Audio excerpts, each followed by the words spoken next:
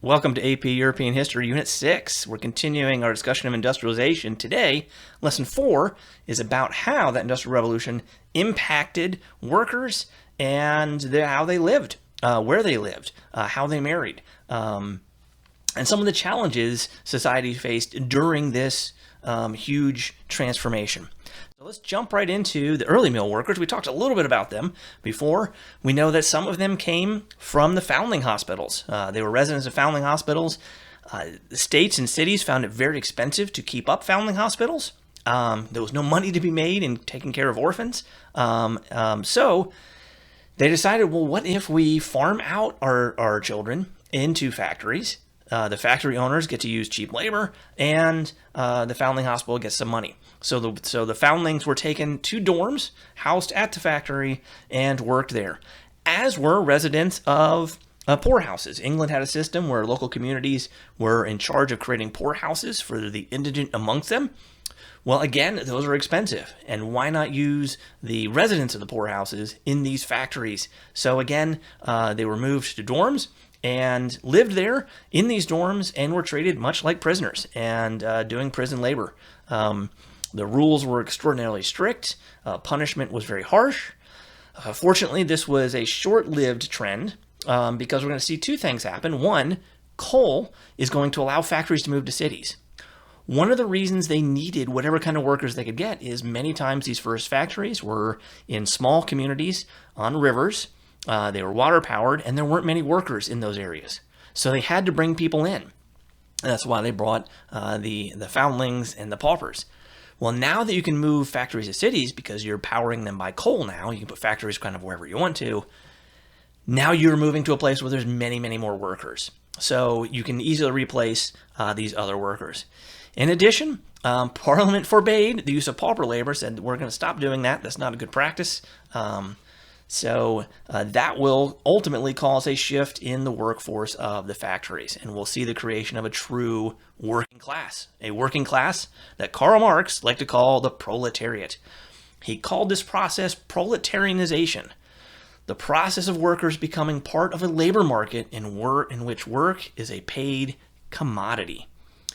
Before, generally a skilled worker making shoes got paid for the shoes. Not for their labor, but for the shoes.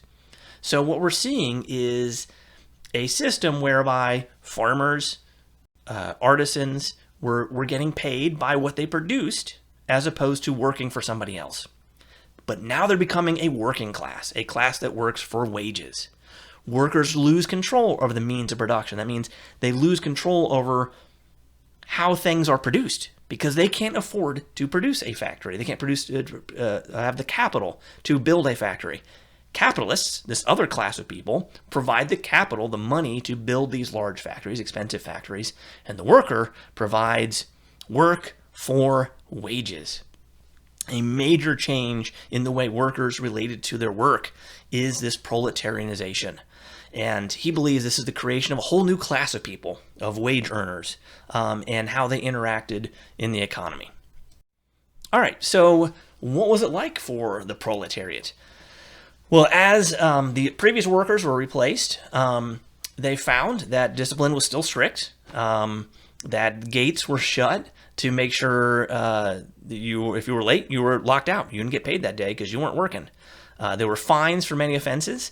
There were times you could work for 14 hours and find that you had been fined so many times you owed money to the factory owner. You could be fired for drunkenness.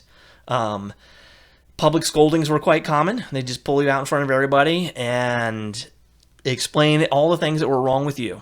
One of the biggest aspects is how increasingly, instead of workers operating machines, workers were serving the needs of the machines, that the machines were there to be served by the workers instead of the machines serving the workers. Work days became very long.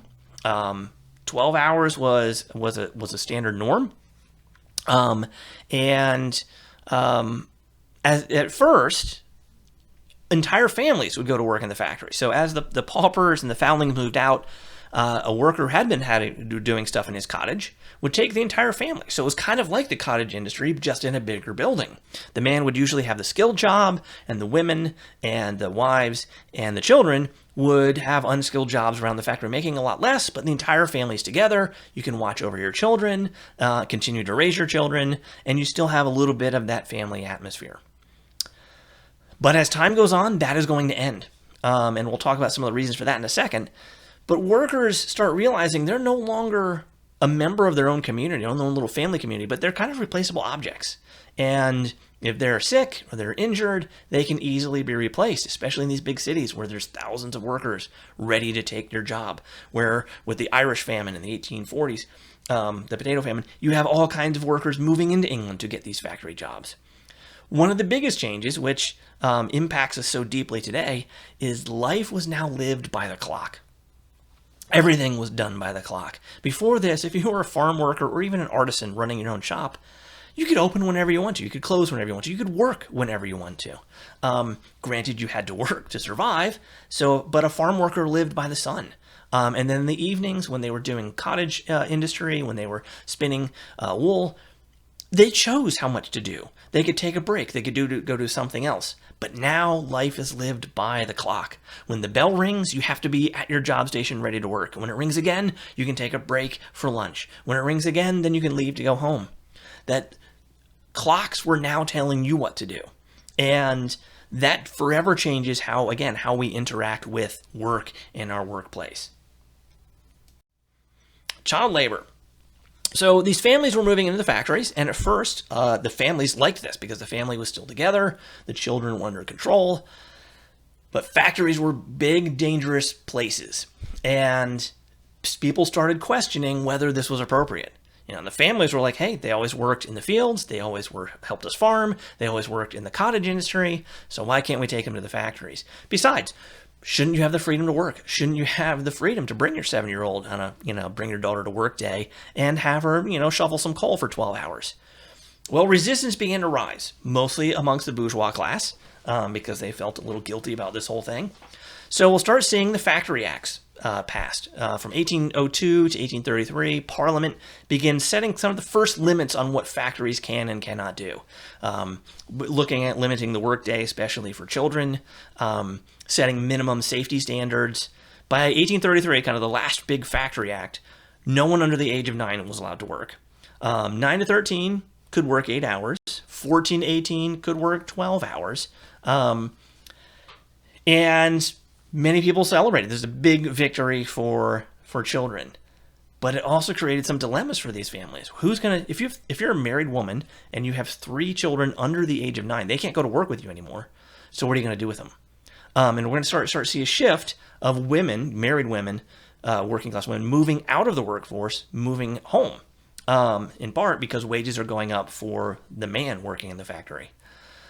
Many workers, especially female workers, demanded shorter hours in order to take care of these children who were now left at home, and you would have to hire someone to care for them while you're working in the factory.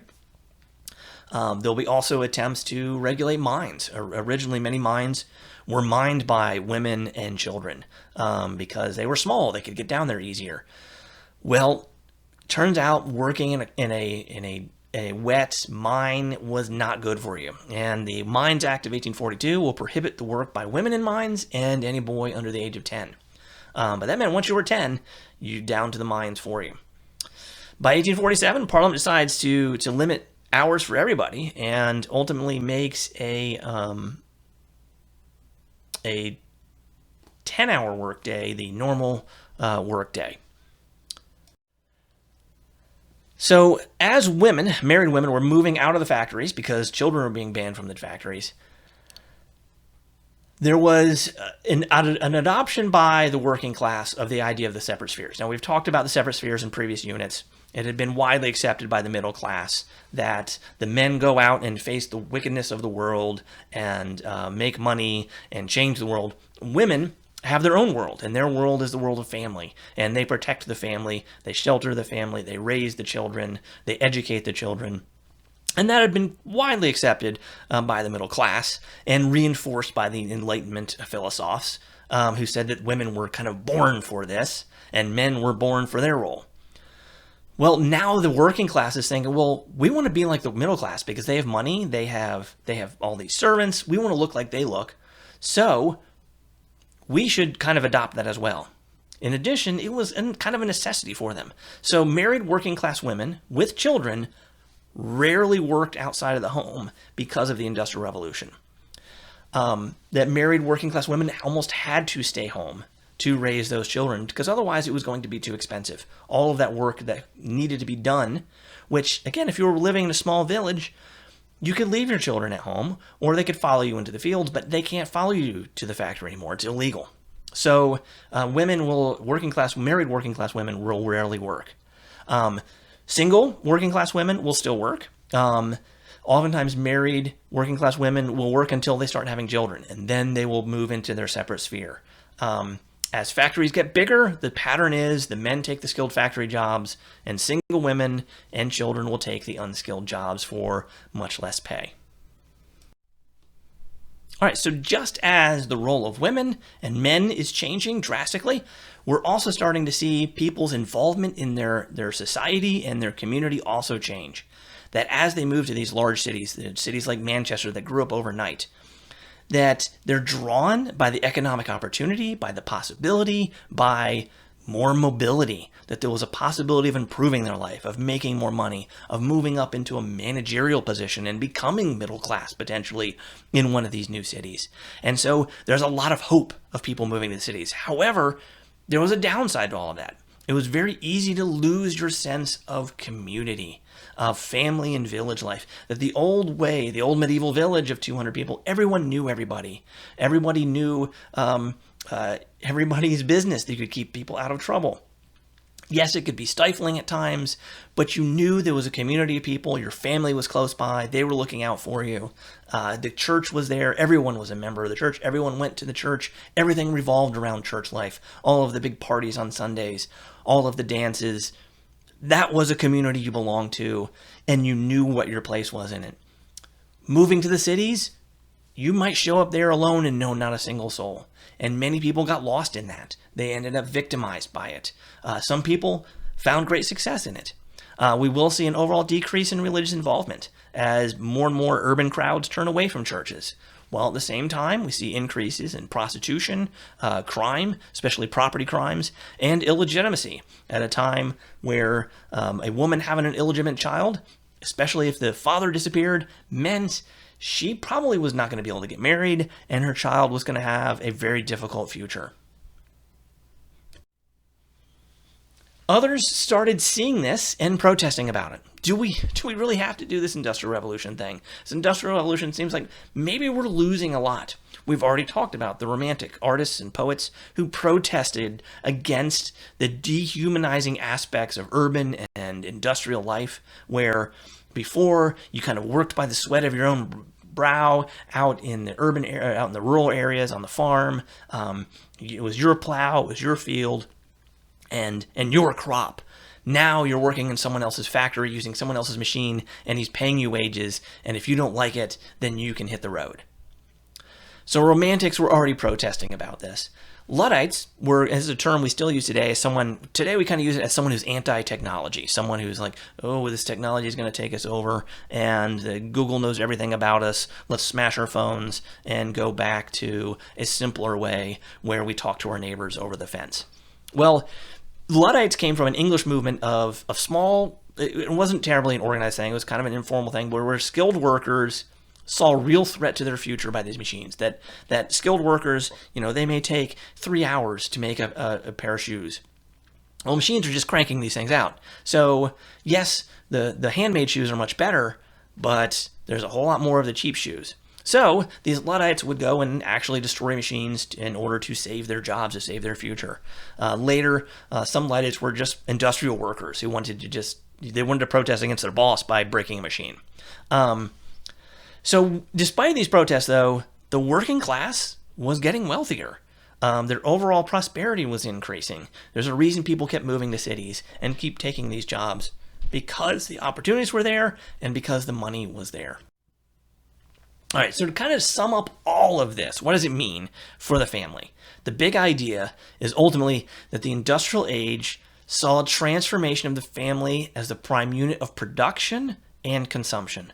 That families produced both farm goods and cottage industry goods, and they consumed. They bought stuff. But now families no longer produce. Now they just consume. They no longer have control over that production. And they will just be a unit of consumption, and individuals will go out and earn wages. And so here's a big question to ask. Was the industrial worker wealthier, but at the same time less free? And what is preferable? The freedom of being the farmer, or knowing you work for the man in the big city at a factory and you don't really have control over your own life anymore? Workers will begin organizing in protest. It wasn't just Romantics and Luddites. They wanted to form unions. They wanted to form, and guilds also wanted to protect. So they were up against leading philosophy of Adam Smith, which was becoming quite popular in the bourgeois class and the capitalist class, of laissez-faire economics. Laissez-faire economics, remember, that's government just lets people do what they want to, compete freely, as few restrictions as possible, because that competition creates better products at better prices. It gives freedom, and it allows the greatest amount of success. Well, they say you can't have unions, you can't have guilds, because both of those restrict competition. Both of those put artificial wages in place. They put artificial restrictions in place. So Parliament followed by passing the Combination Acts in 1799. Combination was just another word for a union. It was a workers' combination, a workers' combine, and banned both labor unions and strikes. Strike being the major tool that workers have. A strike is when all the workers walk out. You know, imagine if you have a factory of 1,000 people, 1,000 workers, and some of them come to you and say, hey, we want to be paid more, or, you know, these machines are dangerous. Can you put in some safety equipment? And you say no. If they all walk out, those machines shut down, and you lose money every day that you are not producing. So a strike can be very powerful if you have a unified workforce, if you have a union. So those were banned. You say, hey, we're not going to have unions and we're not going to have strikes. Those will be illegal. Eventually, Parliament will really relent and allow workers to start organizing and to start sometimes using strikes. However, they went after guilds. We know in the French Revolution, they banned guilds. Again, as part of the laissez-faire economics, guilds should go away. We should have freedom in the economy. So England did have laws protecting guilds. Now guilds are not going to be a privileged class. As time went on, craft unions will have the greatest success in organizing workers. Craft unions are those based upon skilled workers, that you're really good at doing something. It's taken years to get there. They're very difficult to replace. So if your skilled workers go out on strike, you're stuck. You can't just hire somebody off the street to replace them. They begin running rural reforms in their industries, but not for the unskilled workers. Unskilled workers, women, very poor men, the single women, they will continue to be kind of at the bottom rung of workers because they are easy to replace, because they generally don't have skills. And if they go out on strike, it doesn't matter. You can replace them. Going along with the rise in crime in urban areas were deep concerns about the breakdown of social order. I've kind of alluded to it with this disconnection from community and family. People began wondering if the streets of big cities were just going to be anarchy and crime and violence. And there seems to be evidence to go along with that. From roughly 1800 to 1860 in England, there'll be an overall rise of crime year after year after year until about 1860, when it finally starts plateauing and leveling off. So the English said, we got to do something about this. The English have a long tradition of being skeptical of having an armed force in their own country, of what's called a standing army, because that standing army could be used against the free people of England. So they did hire professional paid police, but they refused to give them guns. They didn't want, because those guns would be used against English people. So the bobbies in London will have a long tradition of not using guns, although in the age of modern terror, you will see police in London now carrying semi-automatic weapons. But most of the bobbies do not. They carry radios if they need someone with a weapon. The next issue of criminal justice reform is not just, hey, we need police to police the streets of these big, crazy cities. But what do we do with criminals when we catch them? Because we're going to catch a lot more now because we have more crime and we have police now.